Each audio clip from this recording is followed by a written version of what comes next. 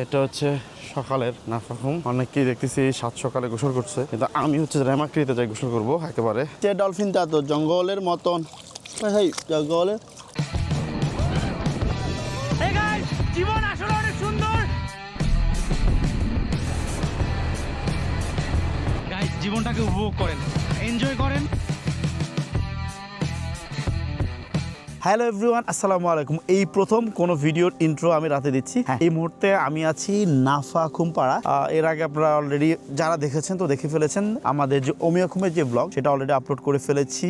আর আমি আনাম পুরো আমাদের টিম আমরা এখন এই মুহূর্তে নাফাখুম পাড়ায় আছি। তো কালকে মূলত নাফাখুমের যে মেইন ভিউ সেটা আপনাদেরকে দেখাবো। আজকে এটা এই হচ্ছে জুমঘর বা পাড়ার ঘর, এখানে থাকবো। জানালা খোলা, রাতে ঠান্ডা লাগবে প্রচন্ড। লুঙ্গি ম্যান লুঙ্গি পরে আছে। এখানে আমাদের আর একটা ভাই আছে। সো যাবেন, নিচে যাবেন, চলেন। আমরা মূলত উঠেছিলাম ভাগ্য ত্রিপুরার দাদার ওদিকে, ওই নাফাখুমের ওই সাইডের দোকান আছে। আর এই সাইডের দোকানে আমরা এসে বসলাম, একটা পেঁপে কিনলাম। 100 টাকা বলেছে দাদারে, কোনো রকম রিকোয়েস্ট করে এই পেঁপেটা ক্লোজ দেখা। এই ব্যাপারে আমরা 90 টাকা কনফার্ম করলাম। আমি আনাম আসি যতটুকু খাইতে পারি।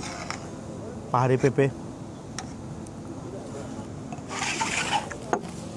পাখি পাক্কা পেঁপে খায়, পাখি পাক্কা পেঁপে খায়, পাখি পাক্কা পেঁপে খায়, পাখি পাক্কা পেঁপে খায়, পাখি পাক্কা পেঁপে খায়, বাবা ফাহিম পাক্কা পেঁপে খায়।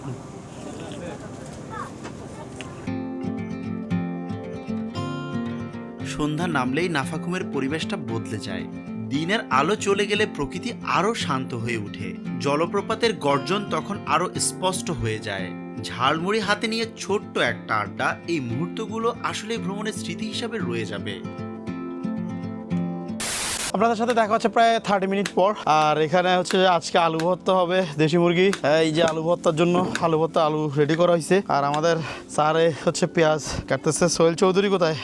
সোহেল চৌধুরী, এটা কি মুরগি করতেছি আর কি। যদিও আমি এখন ট্রিপে নাফাখুম বা জিন্নাপাড়াতে মানে রেডিমেড খাবার রান্না করে দেয়, কিন্তু আমি নিজে রান্না করতে ভালো লাগে। ইয়ামি। মাছের নিচ, পানির নিচে ডলফিনটা তো জঙ্গলের মতন। তো আলু ভর্তা রেডি করা হচ্ছে। দাদা জিভে তো জল চলে আসলো দাদা। জল চলে এসেছে নাকি? দাদা মজা করে খাবে দাদা। বেশ, আমি নাপ্পিটাকে অনেক মিস করছি দাদা। একটু নাপ্পি হলে ভালো হতো এর সাথে। কমা দিয়ে মানুষ সব খাই ফেলবে। সেই হয়েছে, সেই মজা, খালি মজা না। তো আলু ভর্তা রেডি, এখন সার্ভ করা হচ্ছে। একে একে অনেকজন, প্রায় 20 জন মেম্বার অলমোস্ট চলে এসেছে। সো এই হচ্ছে আমাদের দেশি মুরগি আলু ভর্তা, খাওয়া দাওয়া হবে।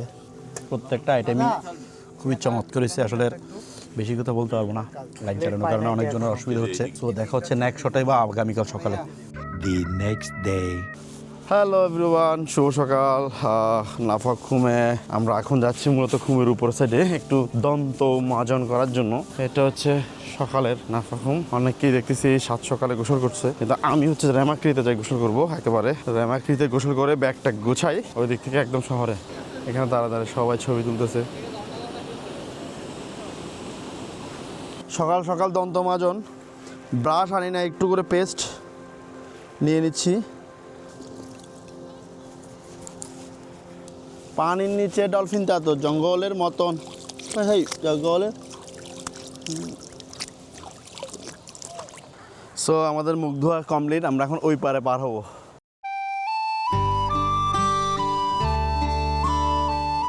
এটাই নাফাখুম, বাংলাদেশের সুন্দর জলপ্রপাতগুলোর মধ্যে একটি। পাহাড়ের বুক চিরে নেমে আসা এই বিশাল জলধারা শুধু পানি না, এটা পাহাড়ের হাজার বছরের গল্প। স্থানীয়দের কাছে নাফাখুম শুধু একটা স্পট না, এটা একটা কিংবদন্তি, একটা বিস্ময়। চারপাশে উঁচু পাহাড় আর গভীর খাদ, আর নিচে গর্জন করতে থাকা জলপ্রপাত। এটা প্রকৃতির একেবারে কাঁচা রূপ।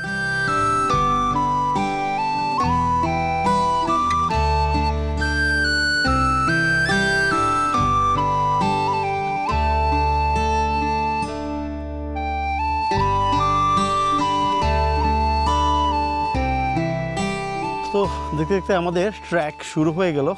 এখন হচ্ছে আমরা নাফাখুম পাড়া থেকে রেমাক্রি খাল ধরে রেমাক্রির মুখ পর্যন্ত চলে যাব, যেখানে সাঙ্গু নদীর সাথে রেমাক্রি মিলিত হয়েছে, এবং ওখানে গিয়ে মূলত আজকে গোসল টোসল করবো আমাদের প্ল্যান। সো চলেন। একটু ট্রেকিং করতে কষ্ট হবে আজকে, কারণ সূর্যের আলো উঠে গেছে, তীব্র সূর্যের আলো। ক্যামেরাতে তো বোঝা যাচ্ছে না, সানগ্লাস খুলে বুঝতেছি যে একটু হিট করতেছে সান। সূর্যের প্রখরতা আস্তে আস্তে বেড়ে যাওয়ার কারণে আসলে কষ্ট হচ্ছে হাঁটতে। তবে কষ্ট হলো এটা ঠিক যে রেমাক্রি খালের যে ভিউটা, যে মর্নিং ভিউটা, ওটা অন্যরকমভাবে উপলব্ধি করতে পারছি। ঘড়ির কাঁটায় সময় এখন 10:30, আমাদের প্রায় 2.5 ঘন্টা লাগবে। তো চলেন যাই।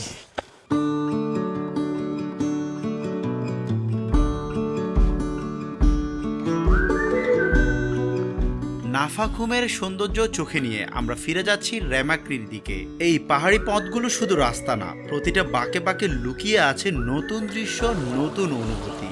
কখনো মনে হয় সিনেমার সেটে আছি, কখনো মনে হয় স্বপ্নের ভিতর দিয়েই হাঁটছি। রেমাক্রি খালের এখানে একটা প্লেসে আসলাম, আর এসে একটু যদি মুখ ধু না ধুই কেমন জানি লাগতেছিল। শরীরটা প্রচণ্ড ঘেমে যাচ্ছে, তা অবস্থা হয়ে আছে। মুখটা ধুইলাম, চুলটা মুছলাম, কেমন জানি একটা লাছা লাছা ভাব হয়ে আছে পুরো বডির ভিতর। এখানে একটা দোকান আছে, এই দোকানে এখন রেস্ট করবো, রেস্ট করে আবার হাঁটবো। লেবুর শরবত, লেবুর শরবত খাবেন? লবণ বেশি গেছে। বৃষ্টি শুরু হয়ে গেছে, একটু একটু করে গুড়ি গুড়ি বৃষ্টি হচ্ছে, অথচ এই টাইমে বৃষ্টি হওয়ার কথা না।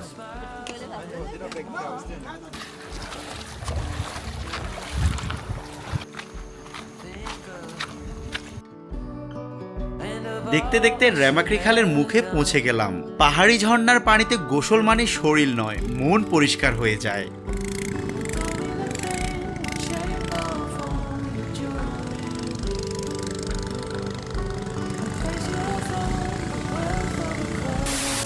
আবারও সাঙ্গু, উত্তাল সাঙ্গু ধরে এগিয়ে যাচ্ছি।